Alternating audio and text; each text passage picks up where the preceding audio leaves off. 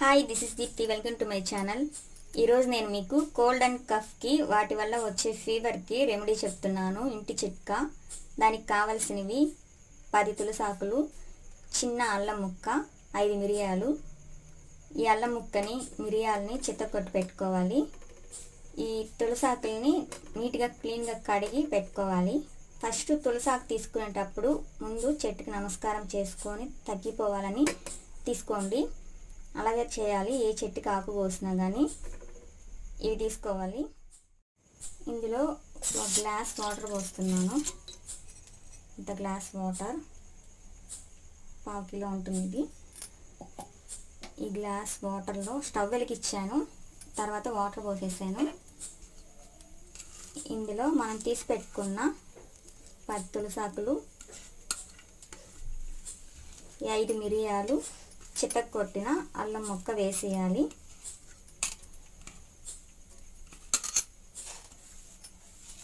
ఇవి బాగా మరిగించాలి. కషాయం అంటే 1/2 గ్లాస్ వచ్చే వరకు మరిగించాలి, 1 టీ గ్లాస్ వచ్చే వరకు. ఇలా సిమ్లో పెట్టి బాగా మరగనివ్వాలి. తర్వాత 1 టీ గ్లాస్ కషాయం అయ్యాక చూపిస్తాను.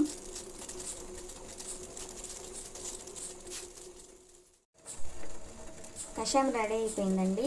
ఇంకా స్టవ్ ఆఫ్ చేసుకోవాలి. తర్వాత తాటికలకండ చూసారా, ఇది తాటికలకండ.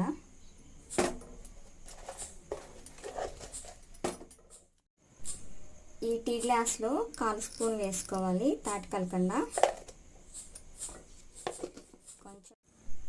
కొంచెం ఎక్కువైనా పర్లేదు, స్వీట్గా ఉంటుంది.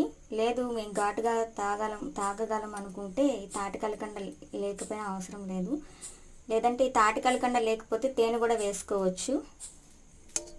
ఈ కషాయాన్ని వడగట్టుకోవాలి ఇలాగా.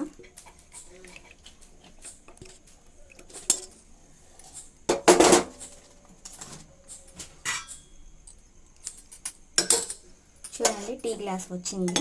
ఇలా వడగట్టుకున్నాక ఇలా కలిపేసుకొని కొంచెం గోరువెచ్చగా అయ్యాక తాగుతుండాలి.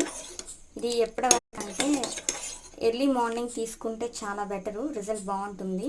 అండ్ నైట్ కూడా తీసుకోవాలి. ఎక్కువగా ఉంటే కోల్డ్ అండ్ కఫ్ మార్నింగ్ తీసుకొని ఉదయాన్నే పడగడుకుని తీసుకొని ఒక 1 అవర్ ఏమి తినకూడదు, తాగకూడదు, స్నానం కూడా చేయకూడదు, వాటర్లో చేతులు పెట్టకూడదు.